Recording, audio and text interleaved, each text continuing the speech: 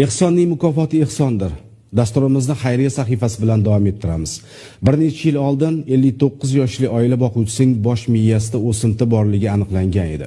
Shundan keyin murakkab jarrohlik amaliyoti o'tkazilgan. Biroq bemor xastalikdan butunlay xalos bo'lmagan va hozirgi kunga qadar muntazam muolajalar olib keladi. Ayni kunda takroran jarrohlik amaliyoti o'tkazilishi kerak. Amaliyot uchun kerakli mablag' topilmayapti. Imkoningiz bo'lsa, yordam bering yaxshilar. Vohid oilada yolg'iz boquvchiligi uchun ham bir vaqtning o'zida dadasining muolajalarini olishiga, undan tashqari ro'zg'orga pul topishga qiynalib qolgan. O'qishidan tashqari ishlaydi va qo'shimcha daromad topishga harakat qiladi. Lekin jarrohlik amaliyoti va chuqurlashtirilgan tekshiruvlar uchun mablag' yig'ishga imkon topolmaydi. O'pkasida hozir o'simta rivojlanib kelibdi degan. Buni srochni Turkiyaga, Hindiston davlatiga olib bormasak bo'lmaydi ekan. Operatsiyasiga 40 ming, 42 ming dollar pul kerak ekan. Umrzoq aka jiddiy kasallik sabab xotirasini